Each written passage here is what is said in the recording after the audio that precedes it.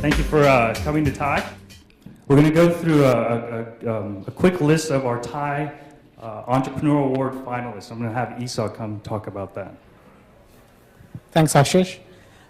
We have a great awards program to recognize entrepreneurs in our community, and especially in the Southeast region.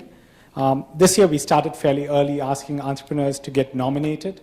A lot of people nominated some fantastic entrepreneurs. We've had over 70. The topic is real estate, yes, in the Southeast, and really around the country and even around the world. And we have a wonderful set of speakers, and we're really thrilled to be able to have gathered this group here. Real honor to be here for many reasons, both personally and professionally. I think real estate is a very apropos industry to be discussing right now because it's fraught with a lot of difficulties, mainly in a lot of the advanced and mature parts of the world, which is fairly ironic. A little bit about me, and then I think everyone's going to introduce themselves. Small business jobs bill. It's called the Jobs Bill. It's for credit enhancements to try to get community banks to start lending to small businesses. Didn't get to update on the internet, but there was a vote possibly this evening to get that passed through the Senate, and then it was going to go over to the House. What this bill would do is it would set up a fund of $30 billion to be used by community banks to entice them to start lending to small businesses. We're monitoring that very closely, and I particularly head up the small business lending division at the bank, and with that money we can then assist small businesses to. And that your next cycle, whether it's 3-5 months, as real estate is generally a cycle, you're underwriting to a up curve. And it depends on the optimism one chooses to use for that curve. It'll be reflected on how they price deals. But the general agreement was that it's in a positive turnaround. And that's clearly being shown by more and more lenders taking on additional capital out there to the market. No, I concur and agree with the optimism. We're also seeing lenders at least more willing to give feedback. But the unique thing about Noble, and I grew up in Midtown in Ansley Park, and you transformed the Sheraton there into the W. So the unique and differentiating thing about Noble is the value addition, which separates it from a general, in my opinion, real estate private equity firm that buys and sells.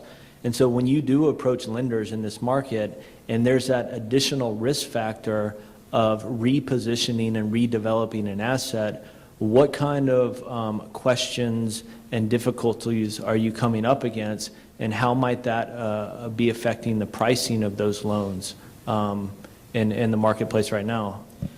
The project you made reference to, which is the Midtown W conversion, projects like that are going to be hard to get done, at least for the next 12, 18 months. So the lending has opened up, but not that magnitude, because that project was a complete, basically it acted and felt like a ground-up development, because you took everything to the bare walls and completely took a 70s era building to try to make it cool and W-esque. And that, I got to tell you, with all the architect presentations, I felt cool by the end of those presentations. But those things take a lot of time, a lot of rolling up your sleeves, and from the time you have an idea to opening, it's a pretty drawn out time period, and banks are not opened up to that kind of investment yet, unless you're going to go full recourse and putting your fund behind it, where they have the amount of capital to go after you. But generally, if you have somewhat of a limited way, for example, we just bought a property in historic district of Charleston, South Carolina. The market being a historic district. Financing to our deals. Both Freddie has a kind of a small business program where they finance deals $5 to $10 million, and Fannie Mae has a program where they finance deals that they call sub $3 million. Very attractive yields. You know, today borrowing rates are in the high 4s. So if you can borrow in the high 4s today, it's hard to make a deal not work. As long as it's cash flowing, as long as their body's in there. Occupancy. I mean, we're seeing apartment occupancies depending on the asset class, but for A's and B's, which are mainly 80s vintage and old and newer properties, they're pretty well occupied. I mean, and we've seen a pretty good shift in the mentality of the renter, or even like the echo boomer, for example, who is in, say they're in the 25 to 30-year-old age range, who would, in a normal market, say in 2006, 2007, would be ready to buy a home. Now they're choosing not to, and they're making that decision not exclusively based on the fact that they got to put in 20% down to buy the home, but it's a choice that they're making as a lifestyle choice. I mean, you can live in a nice fancy apartment in town, enjoy the lifestyle, rather than moving out to the suburbs and and the other thing is they're hearing them starting here in Atlanta. So we know that the peak in terms of maturity of these commercial real estate loans is going to be in 2012. And of course, if their appraised value is substantially less than the loan amount, then they're not going to be able to roll it over, so the banks are going to be stuck with it. And so my question is, do you think that we're going to continue to experience this upswing in bank closures, which is getting pretty dramatic? It's going to be close to 200 banks this year. Are we going to continue with that all the way up, tracking this increase in maturing?